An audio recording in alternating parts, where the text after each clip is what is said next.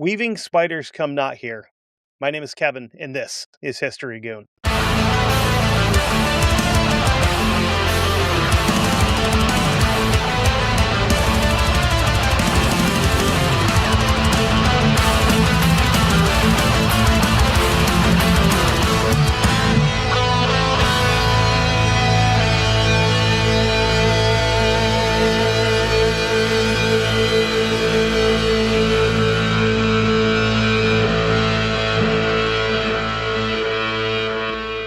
What's going on, everybody? We're back again. Been another week. Another week where we're going to talk about history, but this time we're going to talk about something a little bit different. We've obviously talked about government conspiracies on here because I host the show, so we've done that. But this week, we are going to get weird. We are going to talk about one of the most controversial yearly meetings that takes place on U.S. soil among some of the biggest names in the world, especially those in politics. This week, we are talking about Bohemian Grove. The Bohemian Grove Club was originally started back in 1872 or 1873, just north of San Francisco in Sonoma County, California. It was started as a, quote, escape from the strangeness of the West Coast and the Judeo-Christian norm. So these guys, and when I say guys, I mean men, would go spend 2 weeks out in the woods doing God only knows what. Well, God and Alex Jones know what, actually. One thing I'm using as a source here has a pretty obvious spin to it to cover butts and to make it look like a bunch of just good old boys having a good time out in the woods, which is probably not the case. The first 50 years of the club's existence, it was just as easy for anyone to go there as it was for a world leader. It wasn't until the 1930s when a bunch of Republican presidents started visiting that it became a little bit more difficult for the everyday man, the regular Joe, if you will, to just stroll into the campground. But of course, because Republicans and Democrats are two different sides of the same coin, they soon got in on the action too. The grounds themselves are beautiful. It's a 2,700-acre campground full of giant redwood trees and little camps, which aren't open to the public, of course, since this is the private property of the Bohemian Club. The tricky part of this topic is that the club is so secretive that the only real information that is public comes from either whistleblowers or people infiltrating the site. And we all know how the media works. If you're a whistleblower or somebody coming forward that has been involved with something and it goes against the status quo of what you're supposed to be talking about, you are immediately labeled a whack job, a kook, if you will, or a traitor in some cases, Edward Snowden, who did nothing wrong.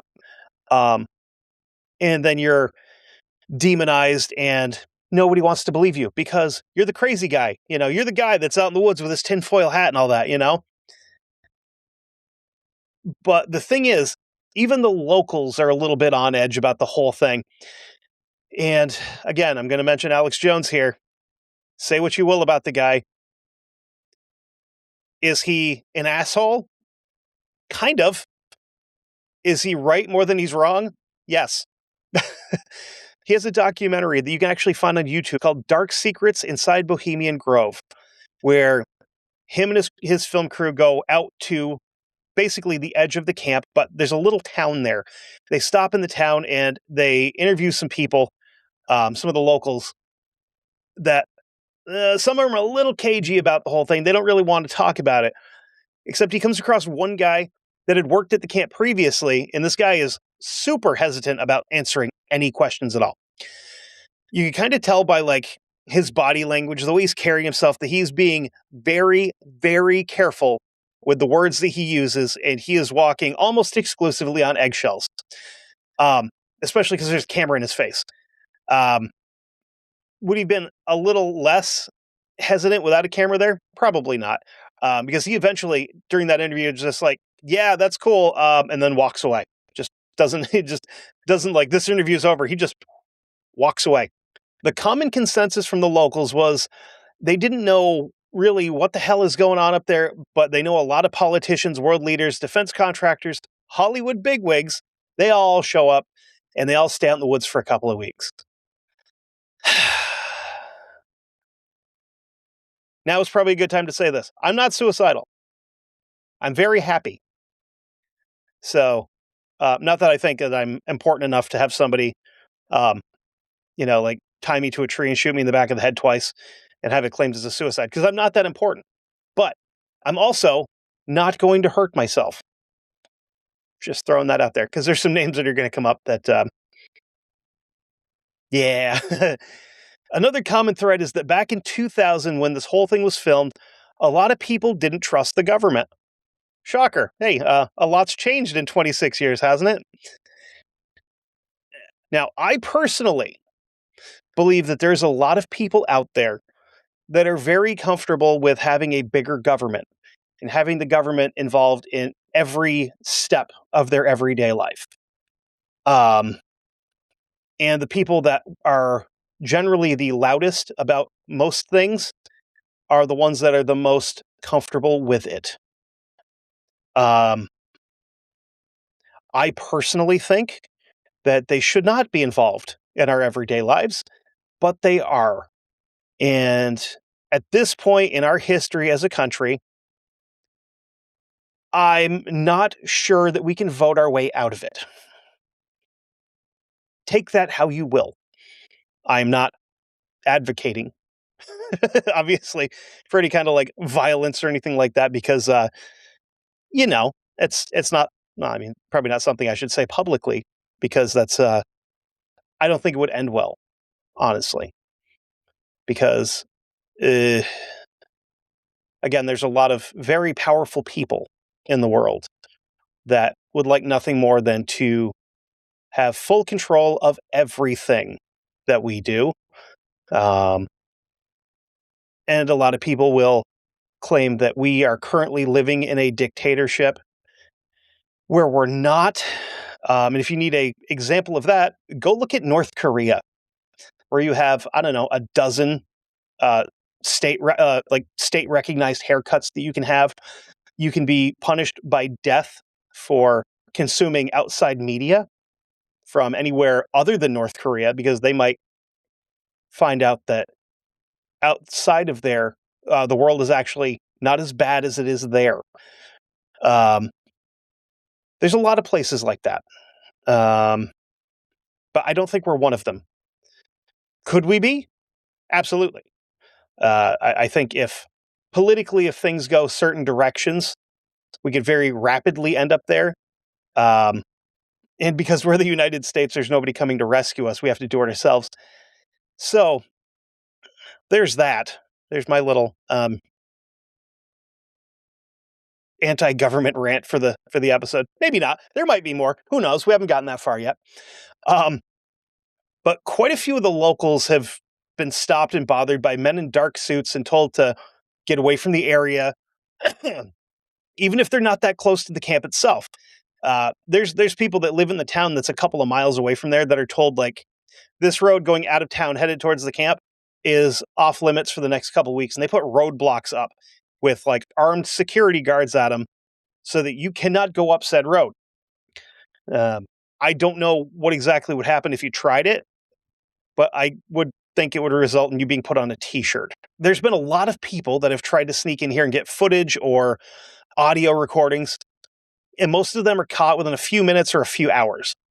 Security, again, pretty tight, with reports of barbed wire and electronic monitoring systems around the perimeter. At this point in time, with technology where it is now, I would 1,000% guarantee that there's also drones in the air keeping an eye on people, and not like the kind you get at like Radio Shack. Oh my God, I'm old. Best Buy or Amazon. I'm talking like military grade with night vision and heat vision and that those kind of drones. And a lot of other people have reported seeing like the ominous black helicopters circling the area, where I could do a whole episode on just black helicopters because they seem to show up places where things are about to go down, be it a unscheduled military exercise in a city or around somebody's house that's been talking too much on the internet, because there was a guy that happened to. Things like that. Am I a conspiracy theorist? No, I'm a realist, and I know that a lot of this stuff actually happens. And again, I can hear everybody out there saying Alex Jones is a nut job. You might not be wrong, but he has a pretty good track record of being right about a lot of this weird stuff going 20, 30 years back. Like he was talking about the Epstein Island and the list and all that stuff back in the late 90s. So there's nothing new under the sun. But there's some people that pay closer attention to things like that than others. Quite a bit of the information that I could find was from this documentary and a very few different other sources. So now let's get into the features and layout of the Grove itself. There are more guest cabins than I care to count, but some of the names I found are interesting and hilarious at the same time. Some of those would be Valhalla, Dragons, Sons of Toil, Sons of Rest, Lost Angels, Owl's Nest, which will make a little bit more sense as we go, Capistrano, The Derelicts, Green Mask, Seven Trees, Hillbillies, Hermits, Cliff Dwellers, Friends of the Forest, and Care, which will also come up again. There's also some gathering areas, like the Campfire Circle, which is a large circular area for big bonfires. The Dining Circle, which is pretty self-explanatory. There's a bar and grill across the trail from the campfire as well. There's also an auditorium for the fellows to put on talent shows and plays, which is hilarious. Just picture Bill Gates up there, doing Shakespeare with a child's skull in his hand. Yeah, because he's been there. There's also an amphitheater kind of thing northeast of the entrance area on the other side of the compound, but from what's shown in the documentary from the hidden camera footage, it seems to have kind of moved from where it was on the map from 1952, because that's the only real map that anybody had is the old one. And I think I can find pictures of that, and if I can, I will put them up right there. So now it seems to be closer to the lake, which again, we will come back to in a little bit. This article comes from Spy Magazine called Spy Masters of the Universe Go to Camp. This thing is a total whitewash of some of the more sinister things that supposedly go on at the Grove. The author apparently sat near Henry Kissinger after he snuck onto the grounds and kind of eavesdropped on a phone call that he had with some random woman that he wasn't real sure who it was. And that's literally the only way any outsider has been able to get in there to see what's going on, is to sneak in. So at the time of this article, Henry Kissinger was the Secretary of State and National Security Advisor under Richard Nixon, and a top 10 most forgettable U.S. president, Gerald Ford, because I'm pretty sure he's the only one that wasn't actually ever elected. Because he started off as the Speaker of the House, then I think it was Spiro Agnew left or whatever, got kicked out, I don't know. So next step there would be for him to become vice president, and then Richard Nixon, Watergate, and he just kind of took over. Gerald Ford, much better college football player than a president. Both of whom frequent the meetings at the Grove, being Ford and Nixon. Kissinger said, quote, "We had a jazz concert and rope tricks this morning. We went bird watching," which, is that code for something? Who knows? Maybe. We all know that the whole secretive government thing has a lot of code words in it with their cheese pizzas and all that. He named some names, including Nick Brady, the U.S. Treasury Secretary, Tom Johnson, the publisher of the LA Times, and a man he called, quote, the Indian, who was Shankar Bajpai, the former Indian ambassador to the U.S. Very powerful people at this campground having a meeting. They even had a Russian physicist, Rold Sagdev, who was a member of the Soviet Supreme Council of the People's Deputies. This is during the height of the Cold War, and we have a Russian diplomat there. So it just goes to show that everything is smoke and mirrors. Everything. We are only privy to a little bit of it. So that old George Carlin thing. They're all part of a big club, and we're not in it. Some other big names that were out here doing absolutely nothing, but probably totally being super weird in the woods. This particular year, which was 1989, included Michael Rocard, the Prime Minister of France, who people in his own cabinet had no clue where he was while he was out there. David Rockefeller, somehow not related to Satan, but maybe. Like a third cousin twice removed of the devil. Merv Griffin, the guy who created Jeopardy, Wheel of Fortune. The man who basically narrated the Vietnam War and told the world that JFK was dead, Walter Cronkite, was also at the Grove that year. Now, let's talk about some of the goofy that these guys get into, and it's not all making world decisions and planning the downfall of humanity. Obviously, they got to have some fun. Everybody's got to have a hobby, right? This is a pretty extensive bit from the article, so kind of bear with me here. There's a lot of it's a big long quote here. Quote, during the day, idleness is encouraged. There are few rules, the most famous one being, quote, weaving spiders come not here. In other words, don't do business in the Grove. Bullshit. That's all they're doing is business. This rule is widely ignored. Another unwritten rule is that everybody drinks and that everyone drink all the time. This rule is strictly adhered to. The traditional 7 a.m. gin fizzies are served in bed by, quote, camp valets, which we'll come back to that and what that may or may not mean. The method for making these is to fill a large horse bucket with chunks of ice, pour in several bottles of gin and a half bottle of vermouth, and mix it all together. When they say horse bucket, I think they're talking one of those like giant metal like watering tanks like you'd see out in a pasture for horses or cows. Those like 100-gallon things, just to the brim of gin with vermouth in it, which sounds horrendous, by the way. Through the day, there is skeet shooting, domino playing, and museum talks right up through, quote, the afterglows that follow each evening's entertainment. Everyone is perpetually numbed and loose. No one throws up. No, now and then, a bohemian will sit in the ferns and pass out. All day long, there is music in the Grove, and at night, in some camps, there are programs of entertainment. Comics, singers, actors. You know, the kind of people that you would expect at a place like this after finding out what we know now about how the elites do things. Any bohemian is welcome at such events. One afternoon, for instance, the Valhalla camp was crowded with drunk men singing from a small stage in front of a redwood, of which hung a framed 19th century engraving. The scene showed a kind of black forest imagery, and the setting seemed very Wagnerian, though the music was sometimes undercut by the soft drumming of tinkling urine off the edge of the porch, where the beer drinkers went one after another. Now, there's all kinds of stories along those same lines, and some even get weirder than that.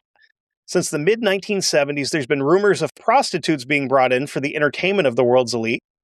Keep in mind, this is a men's club, as in men only. So I don't really know if that part's true. If they're just bringing in like man whores, you know, dude hookers or whatever. Who knows? Knowing what these people are up to behind the scenes, who knows? Are they all of age? Probably not. To kind of tie the whole thing together about what I'm talking about here, Richard Nixon was asked about the Grove and things that go on there, and he said, quote, the Bohemian Grove, which I attend from time to time, is the most faggy goddamn thing you could ever imagine. He said that in a recording May 13th of 1971.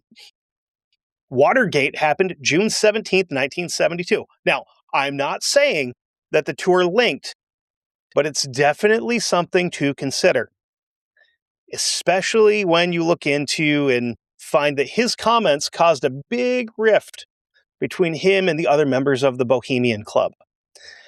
He's talking about stuff that happens there, and he's not supposed to talk about stuff that happens there. Almost grounds to get your head exploded in Dallas. Not saying that JFK was involved with it, because he might have been. Who knows? I wasn't there.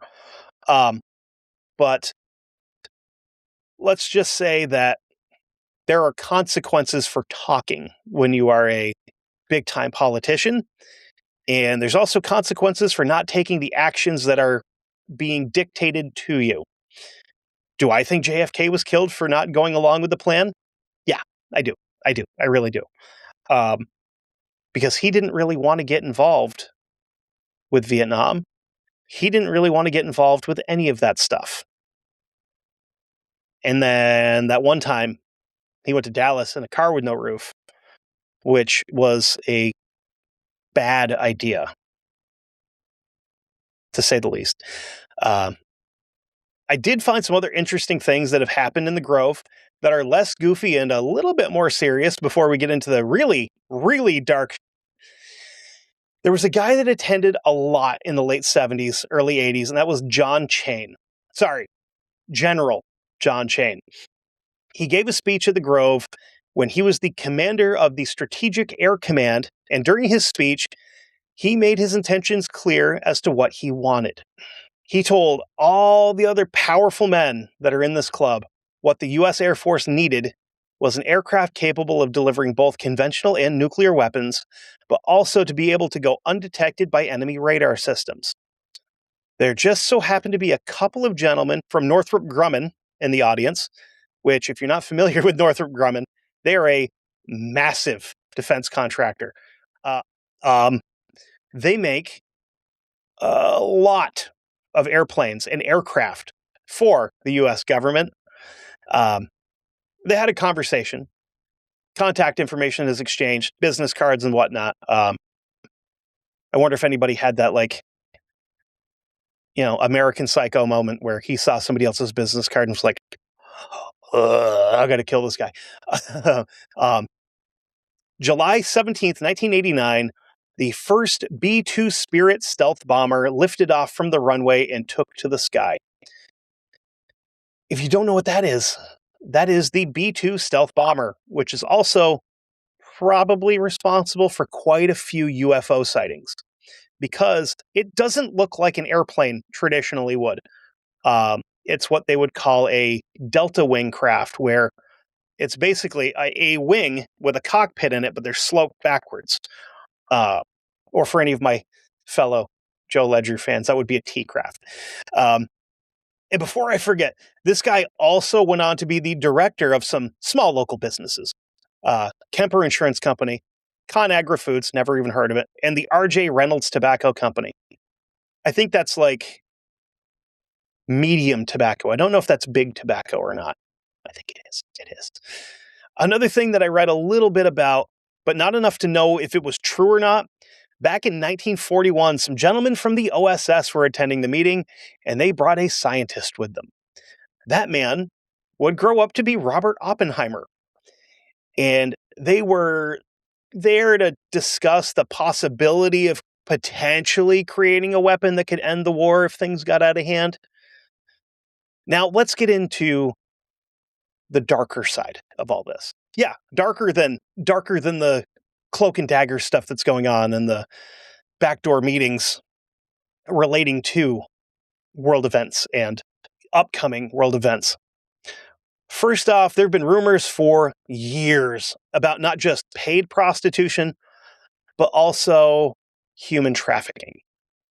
A lot of women have come forward, none giving their names for obvious reasons, saying that they were drugged and kidnapped and forced into servicing the elites that are at the camp in the Grove. I know it's hard to imagine that a group of powerful men from governments across the world would be involved with anything like this. It doesn't at all tie into current events. There's no human trafficking on a massive level worldwide. There's not white slavery in literally every country that exists. There's not women and children just vanishing constantly and being forced into sex trafficking. That's not a real thing, right? Nobody believes that. It's not true. CBS said it's not true. The FBI just said that none of that's really going on. So obviously, that's the truth. And again, I will be reading from that previous article. Quote, the cremation took place at the man-made lake that is at the center of a lot of activity for the Grove.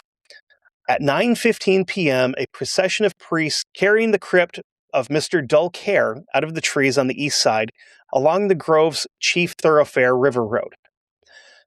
They wore bright red, blue, and orange robes that looked a lot like they could have been designed for the Ku Klux Klan. When they reached the water, they extinguished their torches. At this point, some of the Hamadryads, which are tree spirits, and another priest or two appear at the base of the main owl shrine, a 40-foot-tall, moss-covered statue of stone and steel at the south end of the lake, and sang songs about care. They told of how a man's heart is divided between reality and fantasy, how it's necessary to escape to another world of fellowship among men. Now's probably the best time to talk about the owl. This is a statue of Moloch. Moloch being a Canaanite deity, which, if you are somewhat familiar with the Bible, you'll know that the Canaanites did some weird with owls and bulls and other things like that. The biggest thing that Moloch is associated with is the ritual sacrifice of human beings, specifically children. He also has another name that may sound a little bit more familiar for some of you folks, Baal. Why in the world would there be a giant statue dedicated to a god built on child sacrifice in the private campground that only the ultra elite have access to? Who knows?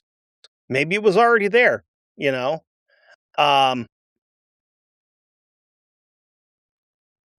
There is a lot of this same imagery and stuff like that associated with things that went on with Epstein Island, where, it's a lot of the same.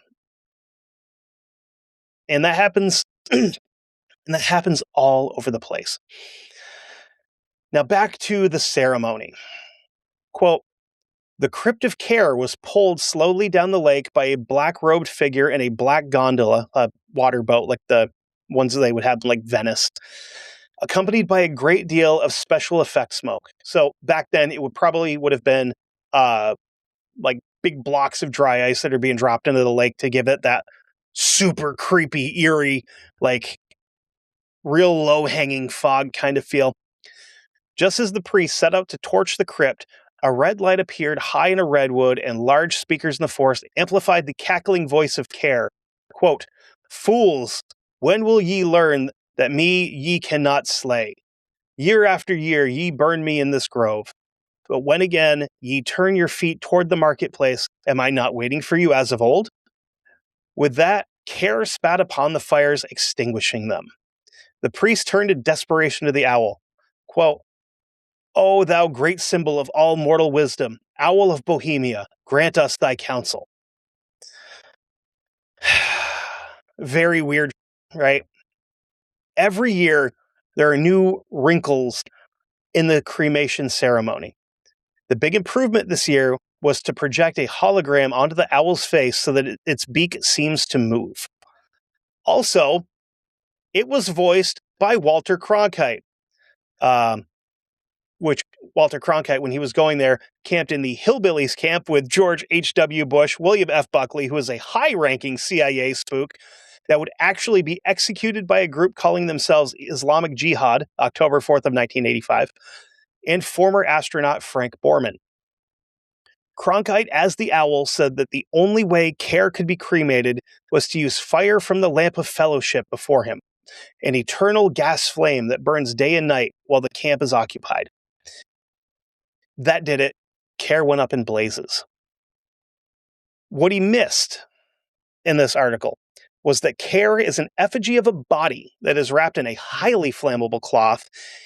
It was at one point in time a wooden structure that looks vaguely the size and shape of a human child. The more modern version is that there are some grainy pictures of it being a metal frame, vaguely sized and shaped like a human child. The other thing he didn't mention is that when the effigy is placed into the bottom of the owl and set on fire, the speakers play the sound of either a woman or child screaming. Which is a little disturbing, right? Especially when you're talking about, basically a mock human sacrifice. Something I find very interesting is the crew of people that show up to this place and the timing of it. Ronald Reagan was a member before he became president, so he was still governor of California when he first started going there. The year before he was elected, he was also there with Jimmy Carter, who he beat in the presidential race. The next cycle, he was there when he ran against Walter Mondale, who he also beat. The same goes for George Bush Jr. So George W. Bush was there the year he ran against Al Gore and won because of Florida weirdness. And also the following term when he ran against his cousin and fellow member of the Skull and Bones Club, John Kerry. Barack Obama was a late invite, going the year of his election that saw him beat Hillary Clinton for president. There's so much going on here, and with like other shady organizations that are all filled with like the elite, like the Trilateral Commission, Skull and Bones, the World Economic Forum, and the like that I would have to start a secondary podcast just to talk about all of these groups. And of course we have diplomats from other countries like England and Canada and Israel and all these other places that are our friends. Some of which are more friendly than others. Some of which, when we like invaded Afghanistan and Iraq, actually sent people to try to help, where one that was much closer wouldn't even let us set up aid stations there. Our greatest ally, indeed. And I didn't even get into the connection to like the reptilians and shit like that in this. I could have, but I didn't. But that's what I've got for Bohemian Grove. Now, this episode's a little bit shorter because there's a lot that I could have done, but it would have been so long to do this episode. And the names of people that have been there other than diplomats would be like people like, I don't know, Bill Gates and a lot of other folks in that friend group, we'll call it. They also had a giant meeting there in 2019 and then 2020 where a lot of people got together. And then those same people were making decisions as to how a worldwide pandemic would be handled and what would happen with that. Now, I know people are probably like, I wonder if Trump was there. I have no idea. I couldn't find his name in any of that stuff. Because he wasn't involved, I'm not sure. Because people don't want to be around him because he's kind of a dick. Maybe. I don't really know. Again, my politics are strange. I don't like any of them. I don't care who you voted for. They're all evil. And places like this and events like this go to prove that. At some point in time, I've got to talk about the Bilderberg Group because there's a lot of people involved with that and a lot of political figures that are hand-selected by groups like that. For instance, nobody knew who Barack Obama was. And then all of a sudden, he goes to a meeting in Chantilly, Virginia, and then he's running for president and winning. And of course, the Clintons are involved because, of course, the Clintons are involved. And the Bushes are involved because, of course, the Bushes are involved. All these people like to pretend that they're on opposite sides of each other. But I kind of put politics and pro wrestling in the same category, where they like to pretend they're enemies, but behind the scenes, they're buddies and everybody gets along really well.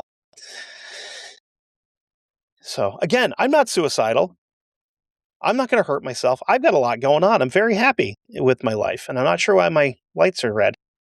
But anyway, um, if you're listening, NSA handler, FBI guy, whoever you are that's listening to this episode, hi, how are you? Haven't talked to you in a while. um, but yeah, I just wanted to do this one because I thought this would be fun.